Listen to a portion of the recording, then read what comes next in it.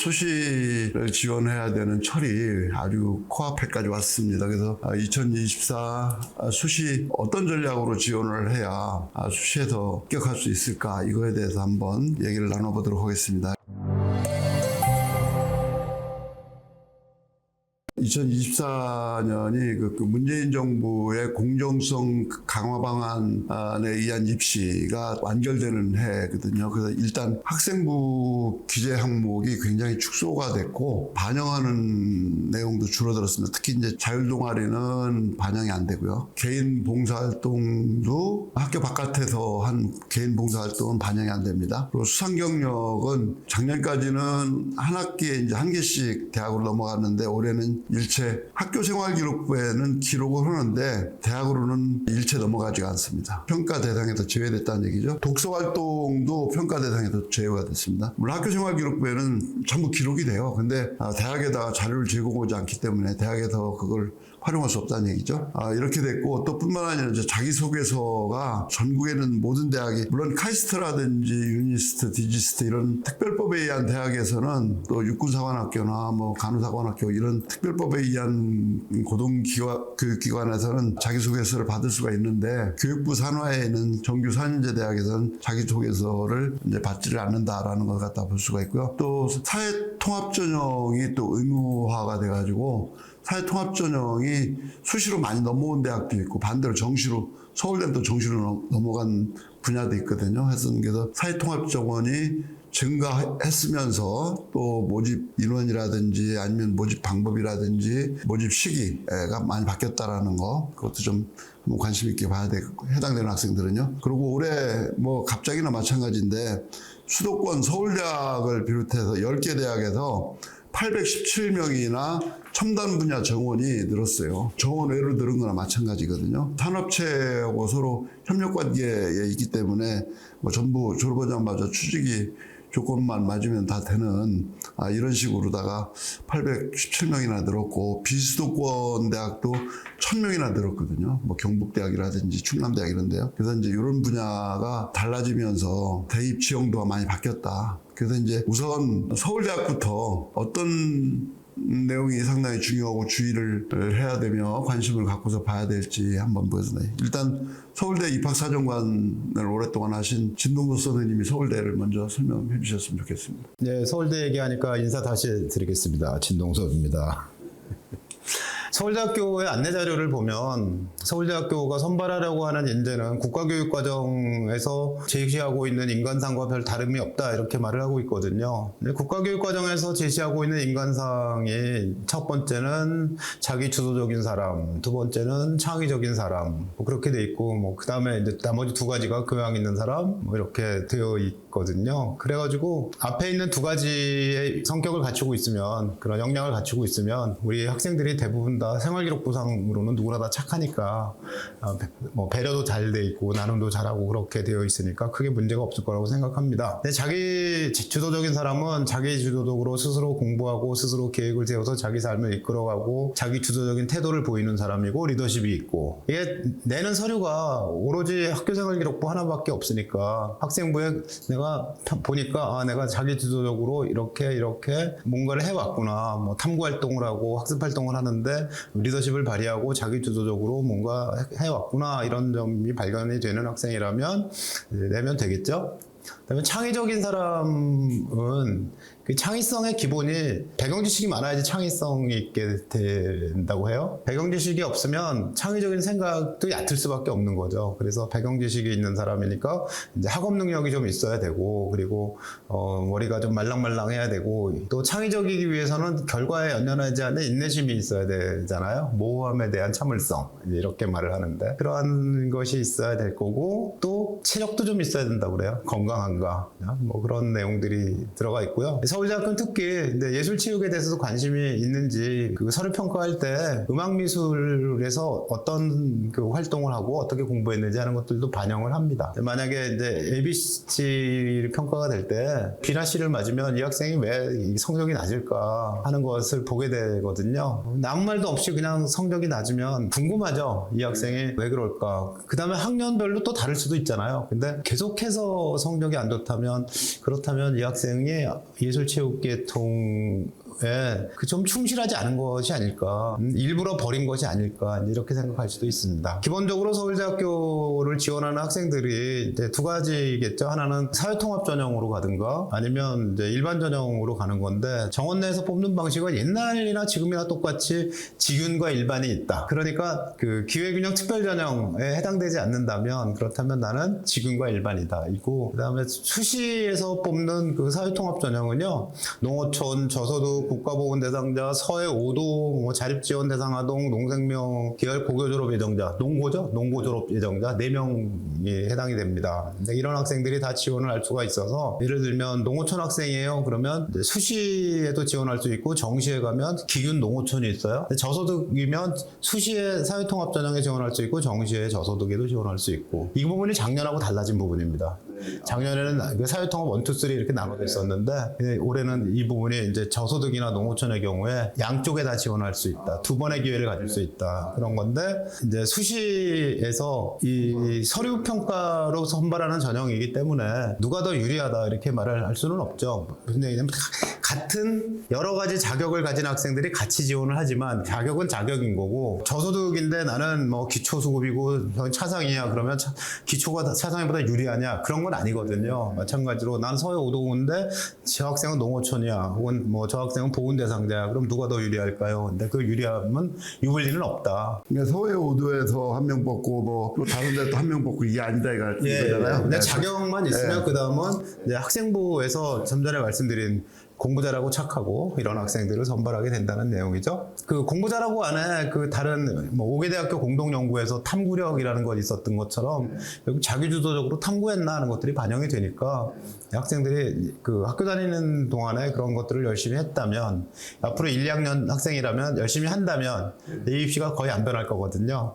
한다면 서울대학교 지원하게 될 거다 이렇게 말씀드릴 수가 있고요. 서울대학교의 지역균형과 일반 전형은 조금 다른데, 지역균형은 수능 최저가 반영됩니다. 수능 최저가 영역별 합이 7이니까 아주 높지는 않다. 그다음 탐구도 평균으로 쳐준다 이렇게 되어 있습니다. 그전에는 이제 둘 다 2등급 안에 들었어야 돼 이런 적도 있었거든요. 서울대학교의 그 지균의 수능 최저는 점점 낮아지고 있어서 수능 최저 통과율은 높아지고 있는 중이다 이렇게 보고요. 그다음에 1단계 서류 평가가 100점 만점으로 진행이 되는데 3배수를 뽑습니다. 몇 년 전에는 지금은 다 면접을 보게 했는데, 지금은 서류평가로 3배수를 뽑게 되니까 3배수 안에 일단 들어야 되죠. 그럼 3배수 들면 면접 보러 와 그러면 1단계 성적이 70%, 면접이 30%인데 그만큼 지역균형은 서류가 중요하다라는 뜻이죠. 서류 반영을 많이 해준다는 얘기는. 일반 전형은 1단계에서 서류평가를 하는데 2배수를 뽑습니다. 2배수 면접 봐서 1배수를 정하면 되게 뭐 미달인 경우는 없어요. 그러니까 2배수를 뽑아서 면접을 보게 되는데, 일단 면접은 1단계 100점에다가 면접이 절반 100. 그래서 두 개를 합쳐가지고 200점을 만들어서 합의 점수를 구해가지고 최종 합격자를 가르게 되는데, 면접은 지역균형 면접은 서류 기반 면접이고요. 일반 전형 면접은 제시문이 있습니다. 제시문은 모집 요강에 나와 있거든요. 범위가. 주의하셔야 될 점은 수학에 인문수학과 자연수학이 나눠져 있는데, 자연수학은 미적, 확통, 기하 이렇게 되게 다 들어가 있거든요. 그래서 그것을 자연계 학생들이 기하와 미적만 했을 때 확통은 안 했는데요, 이렇게 해서 확통에 해당되는 문제를 못 푸는 학생들을 좀 봤어요. 그거 주의하셔야 되고요. 그 다음에 과학을 보는 모집 단위가 있는데, 과학 모집 단위는요, 화학을 본다 그러면 화원, 화투 다입니다. 그래서 투 과목이 범위 안에 들어간다는 것을 염두에 두고 꼭 준비를 하시면 좋겠습니다. 모의대는 MMI하고 뭐 그런 건 다 아시는 내용일 테니까 일단 넘어가겠습니다. 의대가 뭐 좀 면접이 강하더라고요. MMI가 근데 두 가지를 보는 건데, 이 학생이 서류는 괜찮은지, 그리고 이제 상황 면접도 봐서 앞으로 의사가 되면 어떤 상황에 닥쳤을 때 그 상황을 잘 처리할 수 있는지 하는 것들을 같이 보는 거기 때문에, 그 뭐 학생부도 보고 그다음에 뭐 상황 면접도 있고 등등 여러 가지 방식이 결합되어 있어서 쉽지가 않은데, 상황 면접이라는 게 연습을 할 수도 없어요. 정답이 없거든요. 원래 착한 게 중요하다. 이렇게 말씀드리면 좀 황당하겠지만 원래 착한 게 중요합니다.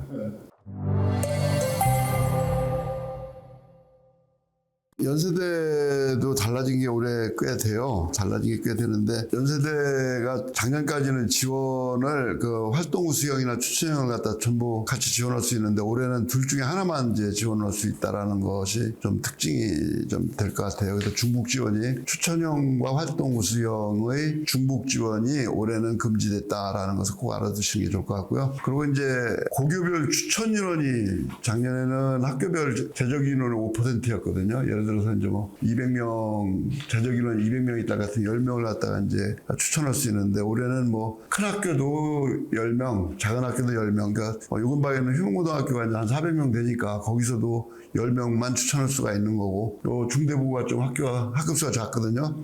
뭐 그런데도 학급수가 작다 하더라도 10명이고요. 3단 융복합학과의 전형을 뭐 교과 전형이다, 종합 전형이다, 논술 전형이다.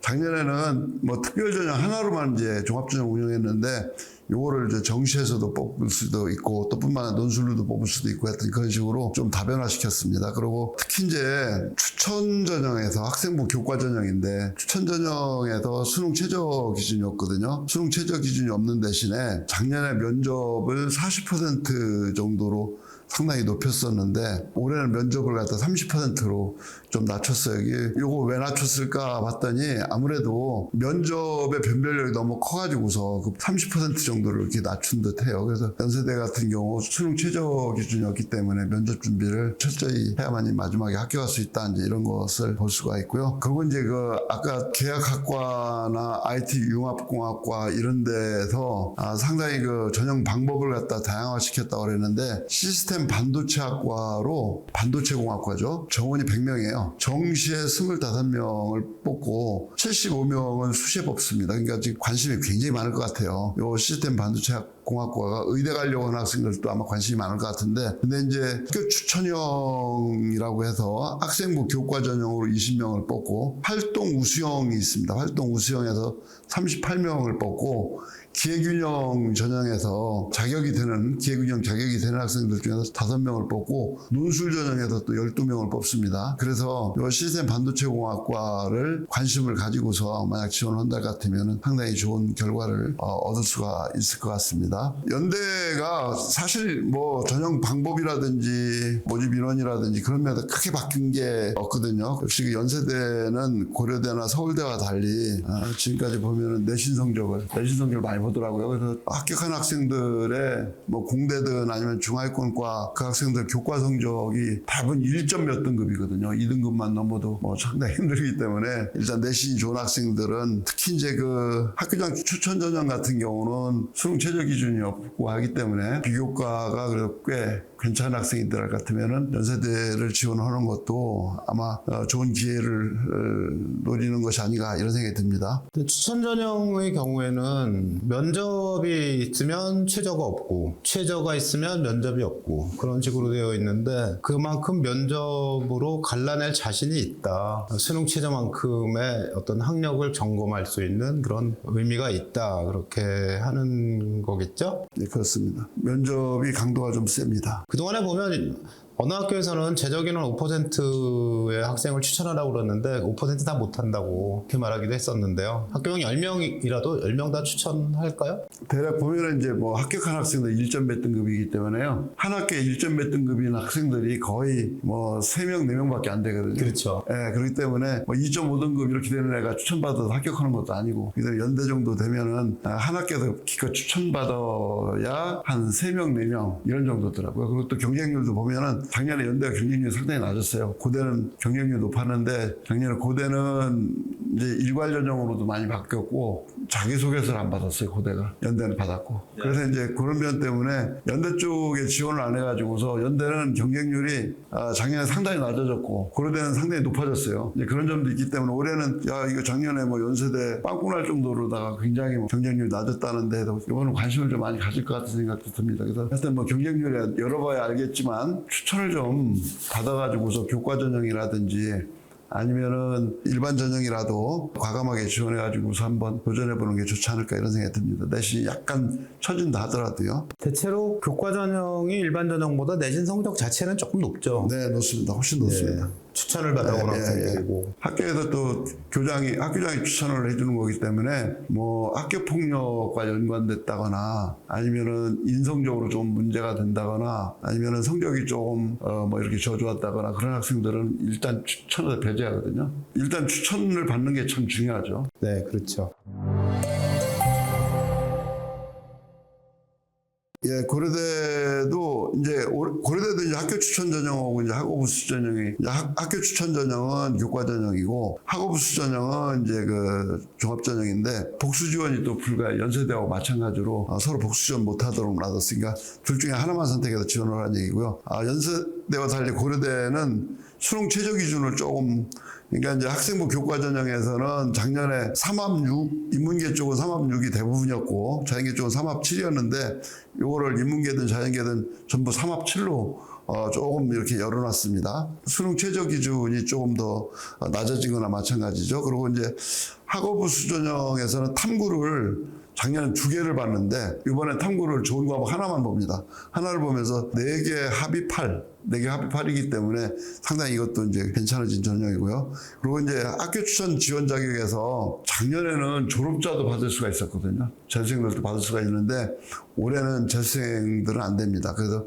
졸업 예정자만 받을 수 있다라는 거. 그리고 이제 의예과 면접 방식이 좀 바뀌었는데 MMI 면접으로 바뀌었어요. 작년에는 재시문 기반 그런 면접이었는데 고려대도 서울대처럼 또 연대처럼 MMI 면접으로 바뀌었다라는 것이 중요한 변화한 특징 중에 하나고요. 학교 추천 전형하고 학업 수전형 중에서 딱 하나만 두 전형 중에서 하나만 그러니까 어떤 학생은 학교 추천 전형을 쓰고 계열 적합 전형을 쓰고 또 그런 기회나 뭐 이런 게 이제 어느 정도 되면은 자격이 된다 같으면 그런 기회도 쓰고 그래서 연세대도 한 2군데 내지 3군데 쓸 수 있는데 고려대도 마찬가지로 특기자 전형까지 한다 같으면은 3군데 내지 4군데까지 이렇게 쓸 수 있는 그 지원 기회가 열렸다라는 것을 갖다가 볼 수가 있고요. 고려대에서 이제 특히 이제 요 학생부 교과 전형에서 이 수능 최저가 완화됐다라는 것이 가장 핵심 사항 중에 하나다 이렇게 이제 보시면 되겠습니다. 네, 고려대학교가 학교 추천 전형하고 학업 우수 전형에 중복 지원을 하지 못하게 한 건 둘 다 붙어가지고 중복 합격자가 워낙 많았다고 그래요.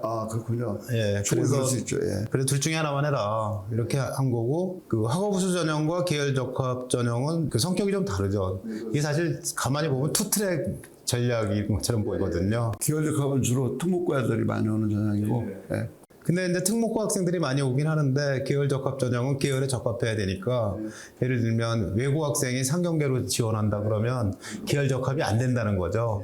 그 사회도 별로 안 배우고 수학도 뭐 미적분을 안 했거나 뭐 수학 적게 했거나 그래서 계열 적합 전형에 지원하게 될 때는 뭐 일반고든 아니면 특목고든 지원 계열과 그다음 거기에 학교에서 제시한 그 뭐 이수 과목이나 학과 속에 있는 두 번째는 그 학과의 1, 2학년 때 제공하고 있는 그 교육과정이 있거든요. 교육과정에서 배우는 과목. 교수들이 무슨 연구를 하고 있는지 하는 연구 상황 이런 것들을 같이 보면서 그 학교 다닐 때 내가 이수한 과목과 그 안에 활동이 계열에 적합한지를 보고 지원을 하는 것이 맞다 이렇게 맞습니다. 생각이 됩니다. 예.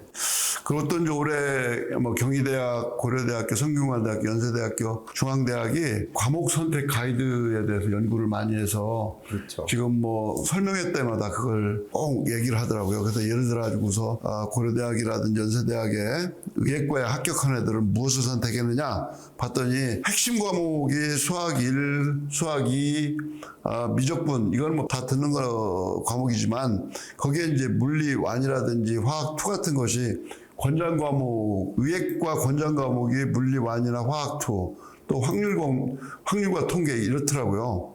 이 얘기가 무슨 얘기냐 같으면은 올 수시에서 연세대나 고려대나 뭐 경희대나 성균관대학 이렇게 이제 상위권 대학에서 어떤 과목을 선택했느냐를 서울대와 마찬가지로 어떤 과목을 선택했느냐를 굉장히 그 중시해가지고서 서류 평가가 들어갈 것 같아요. 네, 그래서 이제 자기가 예를 들어가지고서 연대나 고대 또 성균관대 이렇게 상위권 대학에 지원하는 학생들은 학교에서 개설되는데도 불구하고 뭐 미적분을 선택하지 않았다. 또 아니면 뭐 물리를 선택하지 않았다. 화학 2를 선택하지 않았다. 이런 학생들은 아무래도 감점 요인이 있다라고 생각하고 좀 신중하게 지원을 해야 된다. 이런 얘기입니다.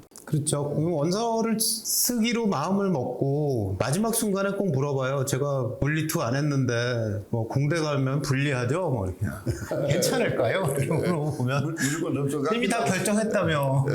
그래서 최선을 다해라 이렇게 말은 하지만 아직 선택의 기회가 남아있는 학생들이라면 2학년 학생들, 2학 학생들이라면 그 여기에 나오는 과목들 좀 봤으면 좋겠고요. 또 한 가지 문제가 뭐냐면 서울대학교가 컴퓨터공학부의 핵심 권장 과목으로 미적분 확률 통계를 제시했어요. 과학은 한 과목도 제시한 게 없거든요. 그랬더니 학생이 질문을 합니다. 제가요 미적 확통만 하면 컴퓨터공학과 갈 수 있죠. 과학은 안 해도 되죠? 이렇게 말하는 거예요. 서울대가 제시 안 했거든요. 그래서 야 컴공을 하려면 당연히 미적 확통 수학도 필요하지만 과학 안 하면 그러면 따라갈 수 있겠냐? 전자기학 뭐 일반 물리 그런 것들 대학 가면 배우고 일반학도 배우고 뭐 그럴 텐데 네, 그게 아니니까 전반적으로 이 학교들이 제시한 과목은 최소의 과목이지 실제로 네가 해야 될 과목은 더 많은 과목이고 그것이 꼭 해야 되는 것 플러스 너의 특성을 나타내는 난 이거 했으니까 남과 좀 달라 뭐 이런 선택까지 포함해서 잘 선택을 하길 바란다 이렇게 대답을 해줬거든요. 너무 그 핵심 과목과 권장 과목 그것만 하면 된다고 생각하지 않았으면 하는 생각입니다. 또 이제 약학과 같은 경우는 화학 완투를 선택하지 않았다. 이런 건 상당히 심각하게 점수를 뭐 이렇게 그럴 정도로다가 얘기가 되기 때문에 화학 완투, 생명과학 완투가 필수 과목이나 마찬가지다. 이렇게 봐야 되거든요. 의학학 계열은 다 그렇죠. 예.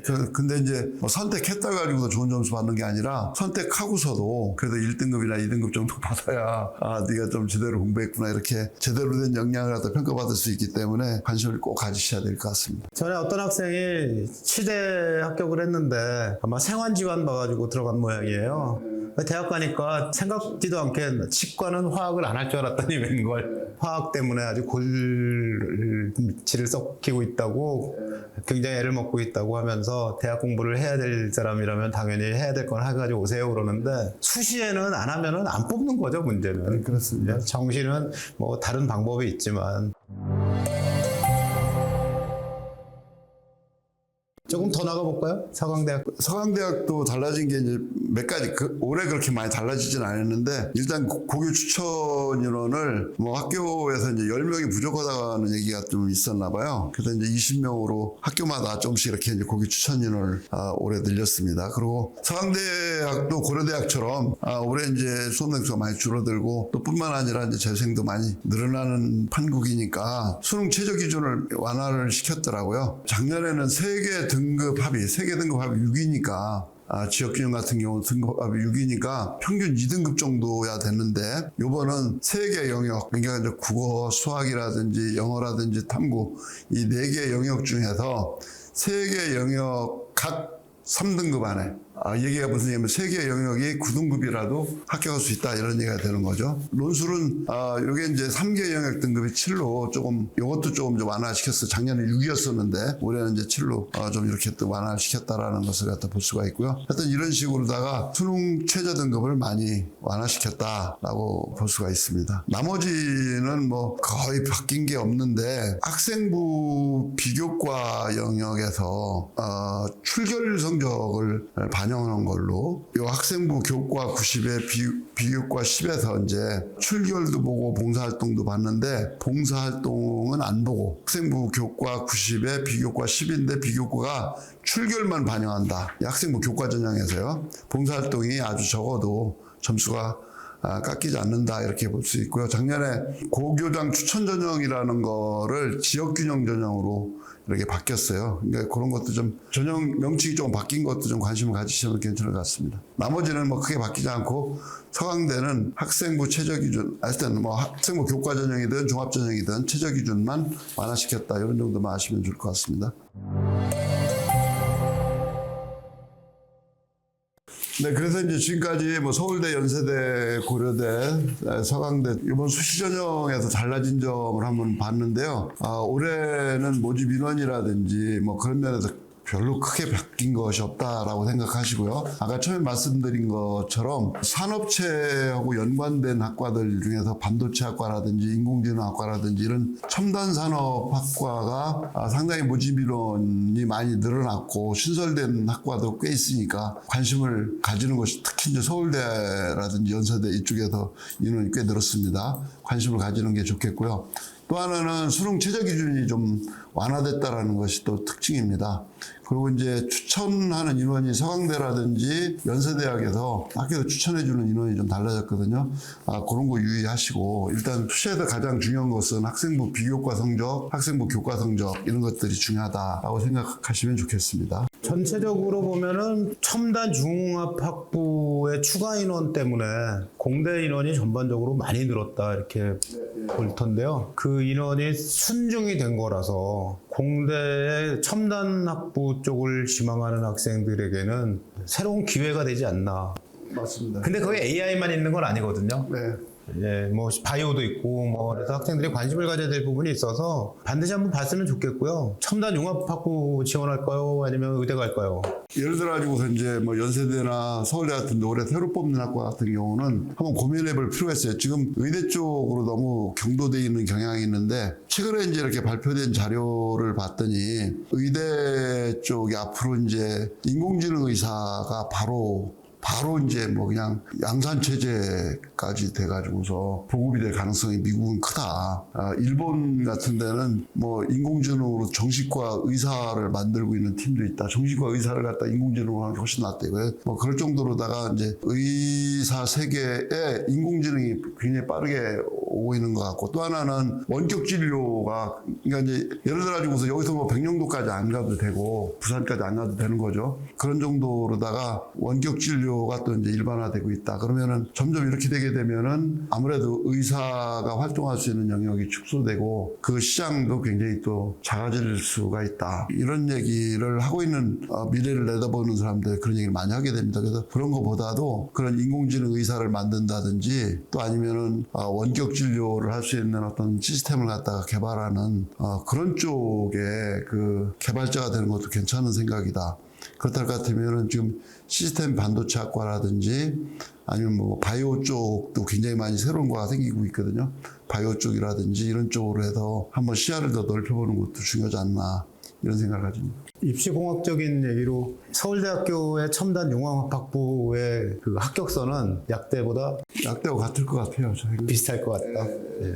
의대보다는 약할 것 같고. 예, 그리고 또 올해 처음 모집하는 거기 때문에 이제 컴퓨터공학과라든지 전자공학과보다 더 높지 않을까. 그쪽보다 높을 것 같고. 예, 그럼 그렇다 같으면은 그냥 이렇게 본다 같으면은 뭐 그래도 410점 전후 되지 않을까. 이런 정도 되면 지방대 의대보다 높은 점수거든요. 네, 하여튼 대학이 많으니까. 지금 하여튼 컴퓨터 공학과가 한 10년 전에 비해서는 아주 완전히 역전을 했죠. 10년 전에 컴공이 거의 하위권 학과였는데 그런데 지금은 최상위권 학과로 부상을 했는데 그 위에 하나 더 생길 것 같으면 그러면 이제 다른 대학의 공대를 가고자 하는 학생들은 조금 더 널널하게 조금 낫겠다. 지금 미국에서 이제 그 연봉 발표가 됐더라고요. 언론에 발표가 됐는데 보니까 아마존이라든지 구글 정직원의 평균 연봉이 의사들 평균 연봉보다 상당히 높더라고요. 훨씬은 아닌데 하여튼 높아요. 네, 근데 이제 그게 또 한쪽에서는 그거는 평균 연봉인데 평생 소득은 의사가 더 높아 이렇게 이야기도 하고 그래서 뭐 개인이 어떻게 판단할 것인가 하는 문제이지만요. 이거와 관련해서 마지막으로 제가 드리고 싶은 말씀은 첫째는 이 전형이 학생부 종합 전형으로 주로 뽑는 전형이거나 뭐 논술도 있는 대학도 있고 그런데 특기자 전형이 아니라는 점이죠. 이미 AI나 아니면 뭐 바이오나 이런 데서 굉장히 그 일가견을 이룬 학생들을 뽑는 게 아니라 대학에 와서 공부하고 싶은 생각이 있는 학생을 뽑으려고 하는 전형이니 두려워하지 말고 지원하고 싶은 생각이 있으면 일단 지원을 하세요. 면접도 뭐 서류 기반 면접이라면 뭐 지금부터라도 관심을 갖고 들여다보면 될 거고 어차피 지원된 게 올해 얘기니까. 그리고 뭐 문제풀이 면접이라면 수학 문제가 대부분이겠죠. 면접 문제에 유의해가지고 보면 되겠습니다. 서울대의 경우 지역균형으로 30명, 일반 전형으로 98명, 그리고 사회통합 전형으로도 20명이나 뽑아요. 네, 사회통합 네. 전형을 제외한다 하더라도 거의 130명, 128명 학생을 일단 수시 모집하고요. 정시에도 70명이나 뽑거든요. 맞네요. 직윤과 일반을 합쳐가지고. 그래서 이 여기 늘어나는 인원이 어마어마합니다. 서울대뿐만 아니라 다른 대학들도 많이 늘어나니까 관심을 가지고 보시면 좋은 성과가 있지 않을까 생각이 됩니다.